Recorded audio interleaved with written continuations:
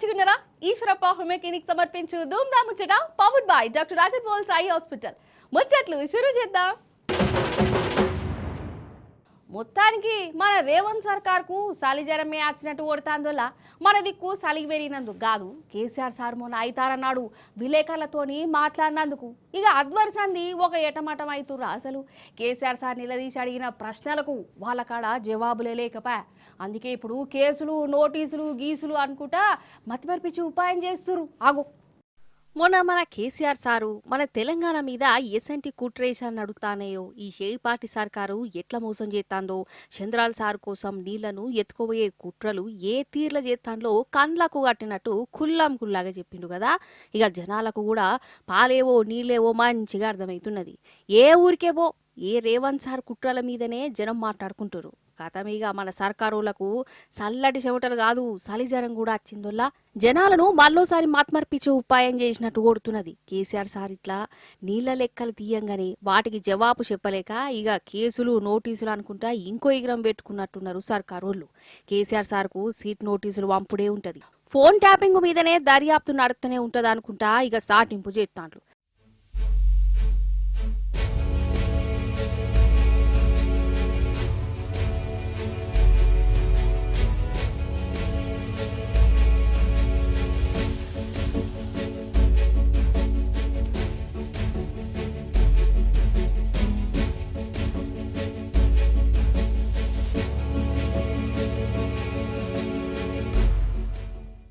కానీ ఈ తాప రేవంత్ సర్కార్ కుట్రేషాలేందో కండ్ల మాటతనం ఏందో జనాలకు పూరాగా అర్థమైందోలా.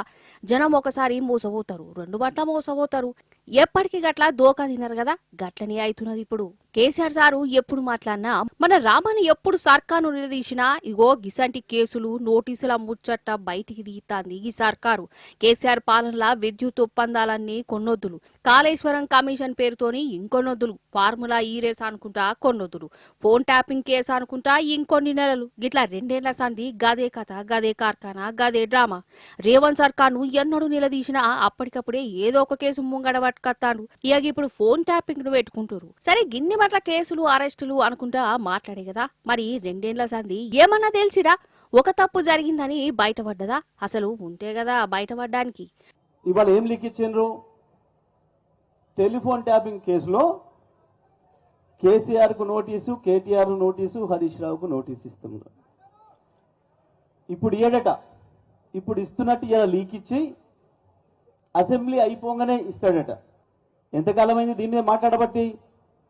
వాడు ప్రభుత్వం ఏర్పడ్డ మొదటి రోజు నుంచి దీని గురించి ఏడవని రోజు లేదు. వాడు కరెంటు మీద ఏడ్చిండు, వచ్చిన రిపోర్టును చూస్తే నా ఇజ్జత్ పోతుంది అని. కేసీఆర్ మల్లెపూలాగా ఉన్నాడు రా కొడుక, ఇలా ఏమీ లేదు, కేసీఆర్ చాలా అద్భుతం చేసిండు, 24 గంటల కరెంట్ ఇచ్చి ఈ దేశానికి బుద్ధి చెప్పిండు, మొత్తం మీ బీజేపీ కాంగ్రెస్ కూడా ఉంది దాంట్లో రిపోర్ట్.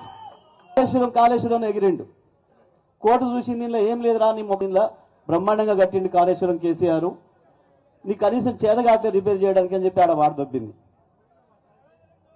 ఈ ఫార్ములా ఆ ఫార్ములా అన్నాడు. ఏ ఫార్ములా లేదు, చివరికి తీసుకొచ్చుకొని ఆడోళ్ళ పోటీలను పెట్టి వాళ్ళతో తన్నించుకున్నాడు.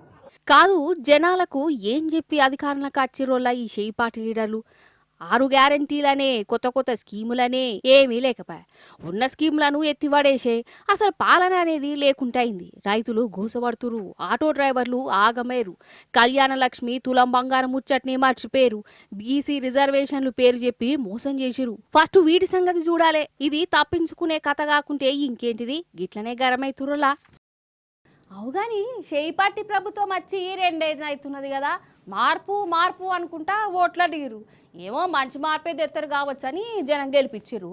ఇప్పుడేమా ఏమైందో చూస్తూనే ఉన్నారు మీరు కూడా. అంతెందుకొల్లా ఒక్కసారి రైతుల కాడికి పోయి అడుగుర్రి, వచ్చే ఎలక్షన్ల షేయి పార్టీకి ఓటేస్తారా అని. ఏమంటారో మీరే ఇనుర్రి. ఇనుడు కాదు, అగో గా ఊరోళ్ళు చెప్తురు, కళ్ళారా చూయితురు కూడా. అయితే ఇప్పుడు మనం ఆదిలాబాద్ జిల్లా ముఖ్రాకే అనే ఊర్లో ఉన్నాములా. ఆగో గా ఊరి పొలంలో చూడురి, రైతులు వర్షం పడి నిలుచుకున్నారు కదా, ఆగో చెప్పులు పట్టుకున్నారు.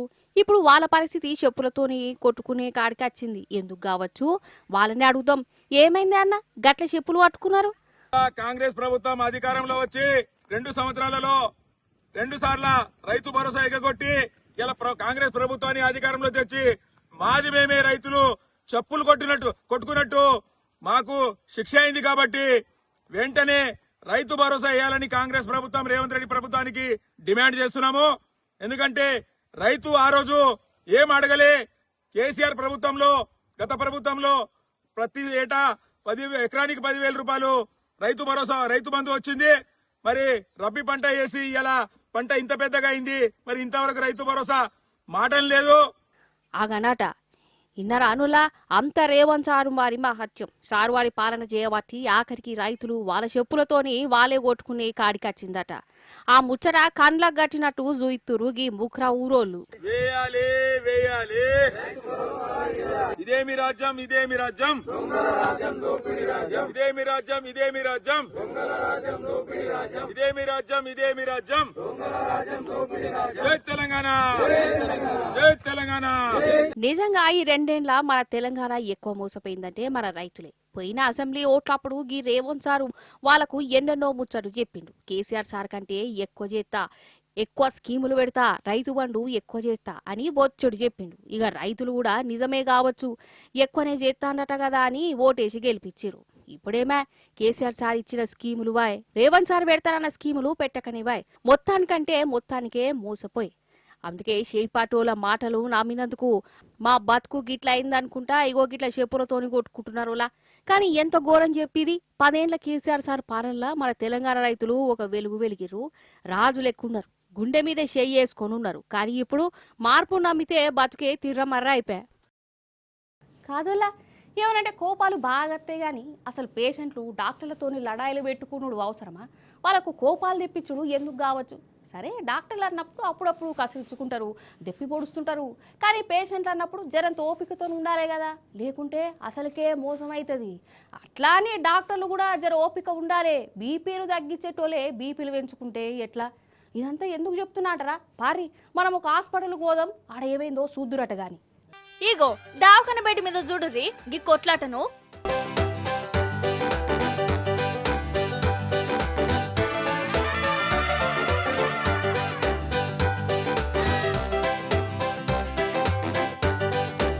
ఓష్ని వీళ్ళే మనుషులు, అసలు మనుషులా పిచ్చోళ్ళా? ఇట్లా ఇయ్యరమైనది అనుకుంటురేంది అనుకునేరు. వీళ్ళు పిచ్చోళ్ళు కాదు, మనుషులే. ఒకరు డాక్టరు, ఇంకొకరు పేషెంట్. వీళ్ళ నడుమ అల్లొల్లైంది. కథ దావఖాన బెడ్ మీదనే పొట్టు అనుకుంటురు.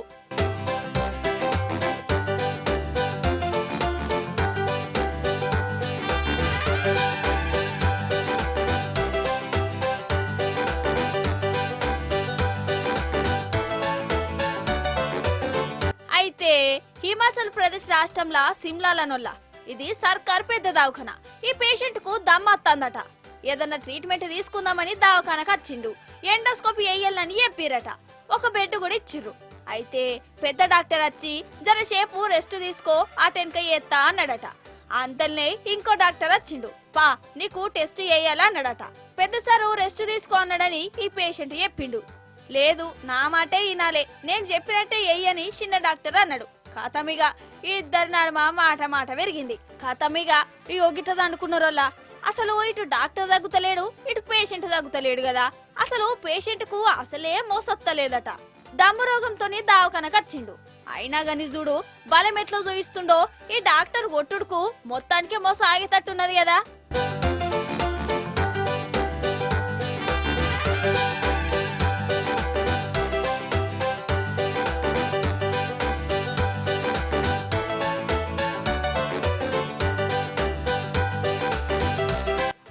గింత బీపీలు ఎందుకొల్లా ఈ మనుషులకు నాకు అర్థం కాదు గాని, డాక్టర్ ఎందుకు గంత బీపీ రావాలి? ఈ పేషెంట్ కూడా గిట్ల ఎందుకు మీద పడాలి? డాక్టర్ ను కొట్టవచ్చు అసలు కథ గాని, అసలే ట్రీట్మెంట్ చేసే డాక్టరు ఆయననే కొడితే ఎట్లన్నట్టు? కోపంలా ఒక ట్రీట్మెంట్ చెయ్యబోయి ఇంకో ట్రీట్మెంట్ చేస్తే అసలుకే మోసం రాదా? ఓపికతో ఉండాలి గాని గిట్ల చేస్తే ఏందన్నట్టు అసలు.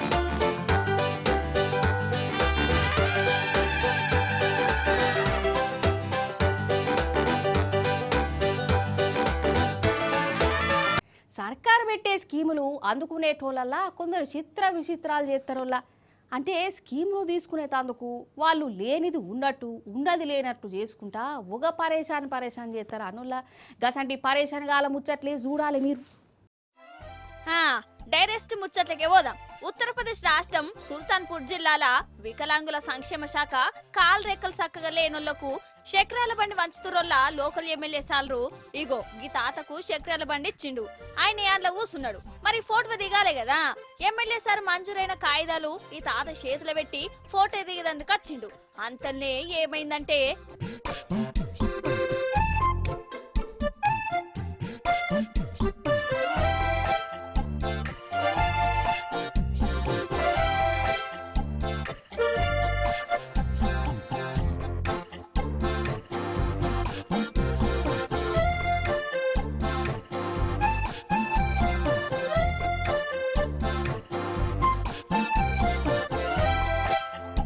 అరే వా, మిరాకిల్, మ్యాజిక్, అద్భుతం, వైద్య చరిత్రల్ని అపూర్వమైన ఘట్టమని కారడ్డమాడే రాయింత ఇప్పటికే చాలా మంది బనాయిస్తురు కూడా అన్నట్టు సినిమా మీకు సమజైంది కదా. తాత కాల్ రెక్కలు మంచిగానే ఉన్నాయి, అయినా గానీ చక్రాల బండి ఇచ్చింది. ఇక ఎమ్మెల్యే సారు ఫోటో కోసం దగ్గరకొచ్చుడుతోనే ఈయనకు కాళ్ళు పనిచేస్తలేవన్న సంగతి మర్చిపోయిండు. ఇట్లా లేచిండు అన్నట్టు అటెన్కా కుర్చీ మడత పెట్టి దాన్ని తీసుకొని అట్నుంచి అటే పోయిండోలా అదన్నట్టు సంగతి. అంటే అన్ని సక్కగున్నోళ్ళకు గిట్లా మంజూరు చేసిర్రు అన్నట్టు. గిట్లనే తిడుతురోళ్ళ అందరూ. ఇక జనాలు గట్టిగానే అరుచుకునే వరకల్లా ఇక ఎమ్మెల్యే సార్ను ఆఫీసర్లు ఇంకో కొత్త ముచ్చడి చెప్పిర్రు. ఇది తప్పేం కాదు, ఈ తాతల్లో కొడుకు చక్రాల బండి మంజూరైంది, ఆయనకు పానం మంచిగా లేకుంటే ఈయన వచ్చిండు, ఈయన కూసున్నాడు అని చెప్పుకొచ్చిర్రు. మరి కొడుకు మంజూరైతే ఈయన ఎందుకు కాళ్ళు లేనోతో కూసోవాలే, నిలబడితే అయిపోవు కదా. ఏమో పట్టుర్రి.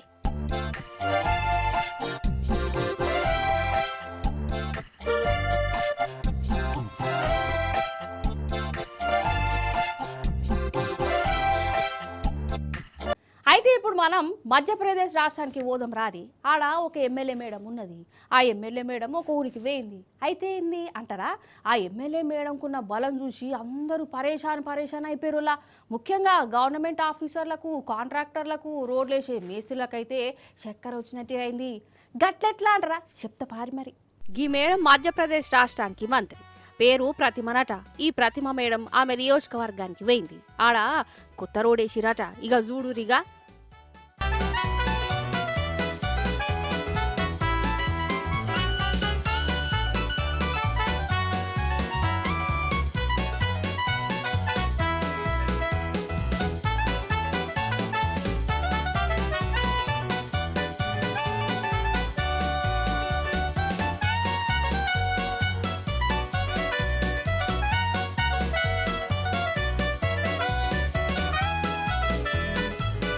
అబ్బర బిడ్డ చూసినావా, కాలుతోని గిట్లా అనిందో లేదో రోడే ఊసిపోతాంది.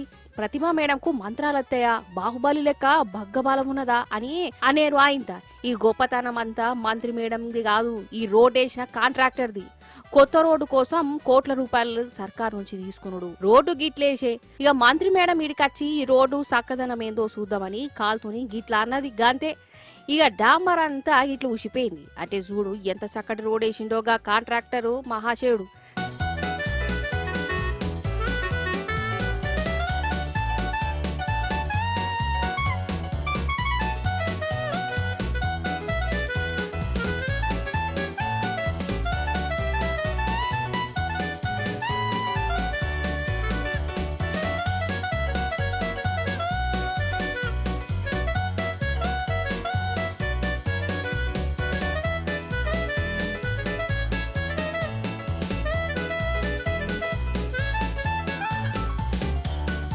కాదు, రోడ్ అంటే ఏమనుకుంటురు కావచ్చు. అసలు ఒక్క రోజుకు కోట్ల రూపాయల బిల్లు పెట్టి గిట్ల మంది పానాలతోని ఆడుకునుండింది.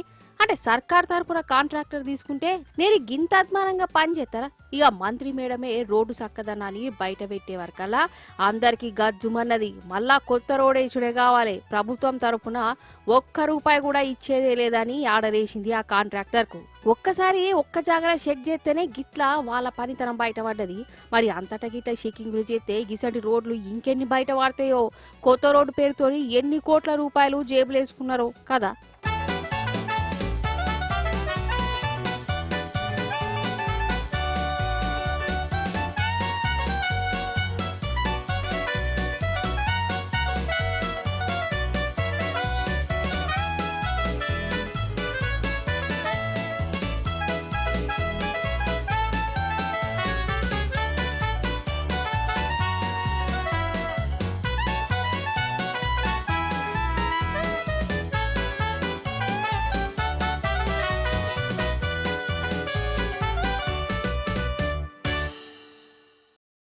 ఇప్పుడు దొంగల సంగతి ఏందో అరుచుకుందాం. ఏమంటారు వాళ్ళ అరుచుకునేడే కావాలి. వాళ్ళు కూడా ప్లానింగ్లతోని చాలా కష్టపడి మందిని ముంచుకుంటా దొంగతనాలు చేస్తాను కదా. మరి వాళ్ళ పనితనం కూడా చూపించాలి కదా. మరి చూద్దురట కానీ ఏం లేదు. ఫస్ట్ అయితే ఇది చూడురి, అటెంకా నేను అందుకుంటా కానీ.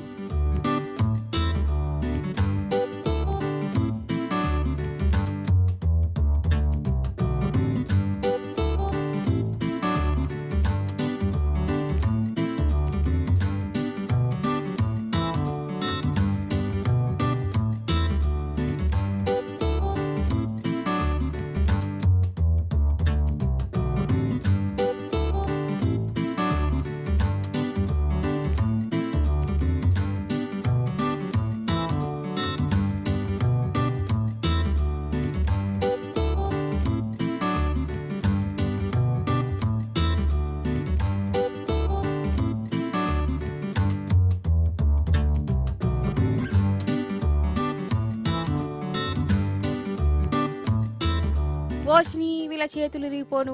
ఏ మనుషులోలా గిట్ల కాలబడ్డారు.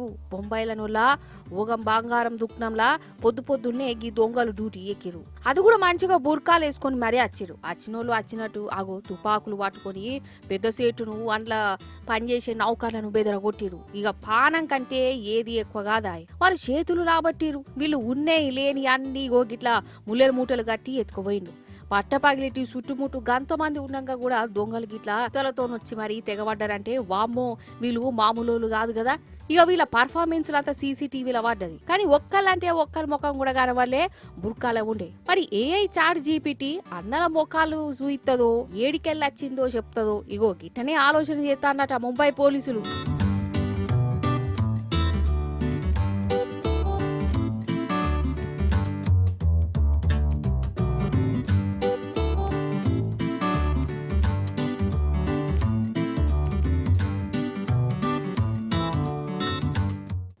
రాగురే ఇంకొక్క ముచ్చటున్నది, అది కూడా చూసిరనుకో ఓ సిద్ధం అవుతుంది. అవుగాని మీరు కరెంటు బిల్లు కట్టాల్సిన పని లేదు. జీరో బిల్లు అని రేవంత్ సర్కార్ టామ్ చేసుకుంటుంది కదా. అయితే జీరో బిల్లు కొందరికే ఇచ్చి కడమల కాడ డబుల్ త్రిబుల్ ఛార్జీలు వసూలు చేస్తుందేమో అనిపిస్తోందల్లా. ఎందుకు ఇట్లా అనిపించిందంటే ఇగో పాపం వీళ్ళ బాధ చూడుర్రి. కరెంటోళ్ళు చేసిన కథకు నిద్ర కూడా పోతలేరు. జీరో బిల్లు అత్తందనుకుంటే డైరెక్ట్ 7,000 రూపాయల బిల్లు వేసి కట్టుడే కావాలి అంటురట కరెంటోళ్ళు. అసలు ఏమైందంటే వీళ్ళది వనపర్తి జిల్లా కడుకుంట్ల ఊరోళ్ళ. ఈయనే కైకిలికి పోతాడు, పనికి పోతేనే పైసలు. అయితే పోయినసారి వీళ్లకు కరెంటు బిల్లు 800 రూపాయలు వచ్చిందట. జీరో బిల్లు రాలేదట. అయ్యో జీరో బిల్లు రాలేదేందని అంటే కొత్త మీటర్ పెట్టుకో అన్నారట. సరే పాటు అనుకుంటా కొత్త మీటర్ పెట్టుకున్నారు. మరి అప్పుడన్నా జీరో బిల్లు రావాలే కదా. జీరో కాదు కదా 7,120 రూపాయలు వచ్చింది. ఓష్ని మేము కరెంటు కాల్సింది లేదు, ఫ్యాన్ వేసుకున్నది లేదు, 7,000 కట్టమంటురేంది. జీరో అంటే 7,000 ఉంది సర్కార్ భాషలో అని వీళ్ళకి అనిపించింది. ఇక నిద్ర పడతొట్టు. ముందుకు 200 దాకా వస్తుంది. అయితే ఏమైందంటే నేను కట్టలేని పరిస్థితిలో 813 రూపాయలు ఉండే. అయితే ఇప్పుడు ఏమైంది, 813 రూపాయలు అయిన తర్వాత మీటర్ బిల్లు తీసేసిన తర్వాత కొత్త మీటర్ ఫిట్ చేసినాక రసీదు వచ్చిన తర్వాత అవి కట్టి జీరో బిల్లు చేసుకోమని చెప్పినారు. ఇప్పుడు చూస్తే 7,122 రూపాయల బిల్లు వచ్చింది. నేను చేసేది కూలి పని. ఇది ఎట్లా కట్టాలి అనేది ఒకసారి ఆలోచన చేసేది చెప్పండి అధికారులు. ఆగనట ఎట్లా బాధపడుతుందో చూడు. వీళ్ళది ఇట్లుంటే చాలా మందికి గిట్లనే కాల్చిన దానికంటే ఎక్కువ కరెంట్ బిల్లు వస్తుందంటనోళ్ళ. అంటే ఫ్రీ బస్సు కథ లెక్కున్నట్టు ఫ్రీ బస్సు కూడా గంతే కదా. పేరుకు ఆడలకు ఫ్రీ బస్సే, కానీ మొగోళ్ళకు మాత్రం ఛార్జీలు పెంచిరు. ఇప్పుడు కొందరికి పేరుకు జీరో బిల్లు ఇచ్చి ఇంకా కొందరు కన్నేమో 1,000 బిల్లులు ఎత్తారని గరమైతురోళ్ళ. చూసిరు కదా గిది గివాల్ని ముచ్చట్లు. మళ్ళీ వచ్చే పరి మంచి మంచి ముచ్చట్లు పట్టుకనత్తా ఉంటా మరి.